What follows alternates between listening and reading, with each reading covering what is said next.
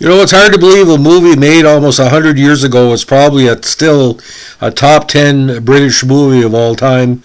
It's an early Hitchcock thriller, which although doesn't fit into the aspect of film noir, the aspect of the thriller of the film and the overall themes of espionage and terrorism really scared a lot of people, and for a while it was banned in certain jurisdictions, especially in Eastern Europe, and allegedly by the Nazis, because it was pointing a finger directly at some of what was going on with the fascist states in Europe at the time. This Alfred Hitchcock thriller is Sabotage, released in 1936, renamed in the States. Don't know why it was called this, but The Woman Alone, which has nothing to do with the pure plot of the movie. Now, it starred the luminous Sylvia Sidney, one of my favorite actresses, Oscar Homolka, and John Loder. It is loosely based on Joseph Conrad's 1907 novel The Secret Agent, about a woman who discovers that her husband, a London shopkeeper, is a terrorist agent.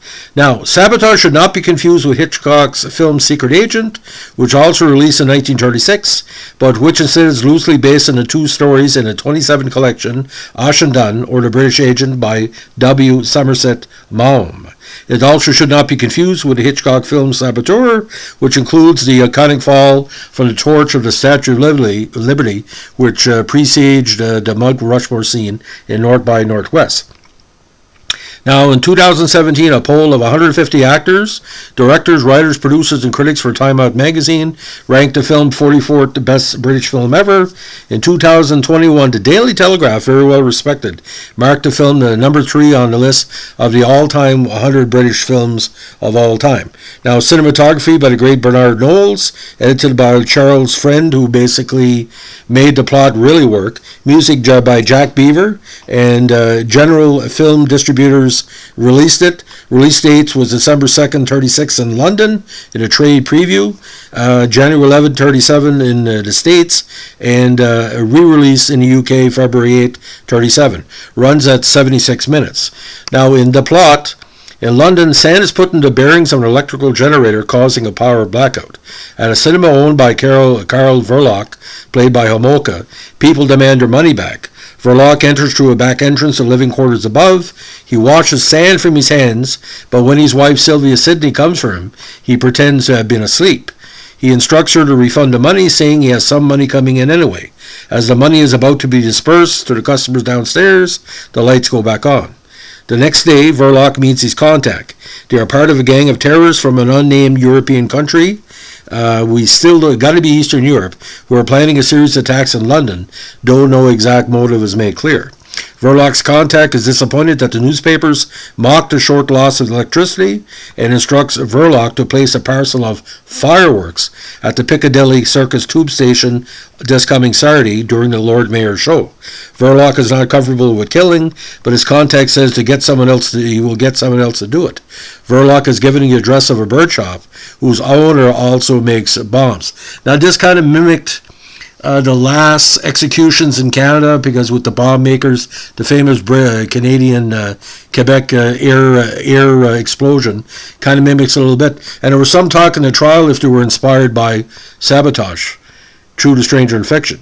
Now, Scotland Yard in the movie suspects Verloc's involvement in the plot and has placed Detective Sergeant Ted Spencer, played by John Loder, undercover as a greengrocer's helper next to the cinema. He befriends Mrs. Verloc and her little brother, played by Desmond Tester, quite a name, Desmond Tester, who plays Stevie, who lives with him by treating him to a meal at Simpson's. At this point, Spencer and Scotland Yard are unsure whether Mrs. Verloc is complicit in terrorist plots or innocently unaware, but by the end of the meal, he is convinced she is innocent and is falling for her. Now, Verloc goes to the bird shop. The bomb maker says he will prepare a time bomb and is set to explode at 1:45 p.m. on Saturday. Later that night, members of the terrorist group meet in Verloc's living room above the cinema. Detective Spencer attempts to eavesdrop on the conversation, but is seen and recognized. The meeting ends abruptly and the members scatter, worried they are being followed. Verloc tells his wife the police are investigating him, but maintains his innocence. The next day, Verloc receives a package containing 2 caged canaries, a present for Stevie and the bomb. Spencer shows up with Stevie and tells Mrs. Verloc of Scotland Yard's suspicions. Verloc sees them talking and becomes nervous. Before he can be questioned, Verloc asks Stevie to deliver a film canister to another cinema and sends it on his way to deposit another package in the cloakroom at Piccadilly Circus Station by 1:30 p.m. It says it contained projector parts to be repaired, and a repairman will collect it there. Now, unknowingly to carrying the time bomb for Verloc, Stevie is delayed by several events, including the Lord Mayor Show procession. Now late, Stevie manages to talk himself a bus to Piccadilly Circus, despite the fact the flammable nitrate film he is carrying is not allowed on public vehicles. Unfortunately, in a procession of minutes filmed beautifully, the clocks he's passing give closer and closer to 1:45, and the young gentleman of the piece is unaware what's about to happen, even though in the audience they say, it's going to blow up, it's going to blow up. Hitchcock had said at one point that's one of his favorite pieces of film he ever put together. And a lot of this is talked about a visit to the Dick Cavett show where the plot is kind of broken down. In the scene, the bomb explodes on the bus in a very, very modernized version, killing Stevie and others. Now, Verloc eventually confesses to his wife, but blames Scotland Yard and Spencer for Stevie's death, since they were the ones who prevented Verloc from delivering the bomb itself. Soon afterwards, as they're preparing to eat dinner, she becomes infuriated and stabs him to death with a knife. When Spencer arrives to arrest Verloc, he realizes what has happened, but he insists that he should not admit stabbing her husband. Even if it was self-defense, she might not be believed in court. Spencer plans to abandon his career and leave the country with her. The bomb maker goes to Verloc's flat to retrieve the birdcage in case it might incriminate him, but the police, who already suspect him, follow him. When they arrive, Mrs. Verloc tries to confess, but moments after she says her husband is dead, the bomb maker sets off a bomb he was carrying, killing himself and destroying Verloc's body. Afterwards, the police superintendent is unsure whether she spoke before or after the explosion, as Ted and Mrs. Verloc flee the city. There was going to be room for a sequel, but it never happened. Now, the movie itself, it's done almost like a Quinn Martin movie where it's in sections, and it goes at a quick pace. The 76 minutes seems too short for something like this. There's no wasted movement in the film. Now, the production. Get this, Hitchcock wanted to cast the great Robert Donnet, who had previously worked in the 39 Steps a year before, as Spencer, but was forced to cast another actor, John Loder, owing to Donnet's chronic asthma. According to Hitchcock, in his interviews with French director François Truffaut in the famous documentary, Alexander Korda, to whom Donnet was under contract, refused to release him. Hitchcock, who was not happy with Loder's casting, later commented that the actor we got wasn't suitable and was forced to rewrite the dialogue before shooting. Yeah, he's like kind of a himbo. Now, Hitchcock also chose a young Bobby Rietti, later known as Robert Rietti, that played the part of Steve, but was not able to sign him for legal reasons. Now, Frank Nugent of New York Times praised the film as a masterly exercise in suspense. Competent and experienced hand of the director is apparent throughout the production, which is a smart one executed in a business-like manner from start to finish. However, the review noted that the motivation of the terrorists is not made clear.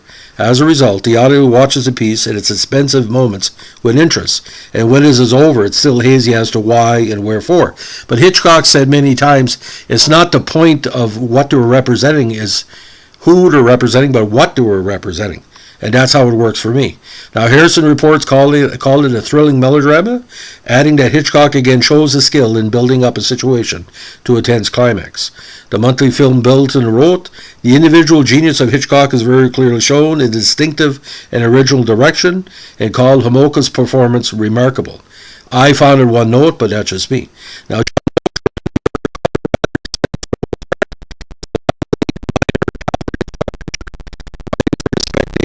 the children's matinee scene, as an ingenious and pathetic twist, stamped as Mr. Hitchcock's own. And he praised the melodrama present in screenplay writing, the dialogue, and the acting cast generally.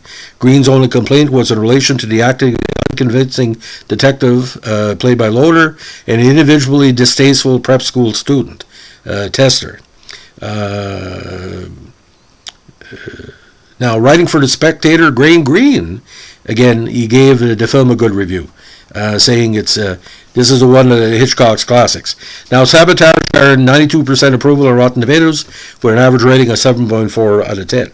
Now, Bennett literally adapted Joseph Conrad's novel, transforming the highly political SARS-era agent provocateurs into foreign agents without any obvious political leanings. Verloc's shop is transformed into a cinema, with the films being shown echoing the story, and the policeman investigating the case is an undercover officer posing as a greengrocer. Since the film was produced in the years immediately preceding World War II, the unnamed hostile power behind the bombings has been assumed by many viewers to be Nazi Germany. However, the film does not specify this, and indeed, Verloc's first name has been changed, presumably because his name in the novel, Adolf, had too many connotations by the time the film was made. Now, Stevie, Mrs. Verloc's brother, is portrayed as an ordinary schoolboy with a few of the visionary attributes of his literary counterpart. Stevie's death is a climactic moment in the plot, providing insight into Hitchcock's views about how the innocent suffer through random acts of violence. When a critic condemned Stevie's death as brutal and unnecessary, Hitchcock said he regretted including it in the film, not because of the brutality, however, but because it violated his method of suspense, whereby tension eventually had to be relieved. Yet Hitchcock remained faithful to the novel in having the bomb go off, and it also allowed him to justify in the movie that the boy's sister would eventually kill her husband, who was responsible for the boy's death, and got away with it.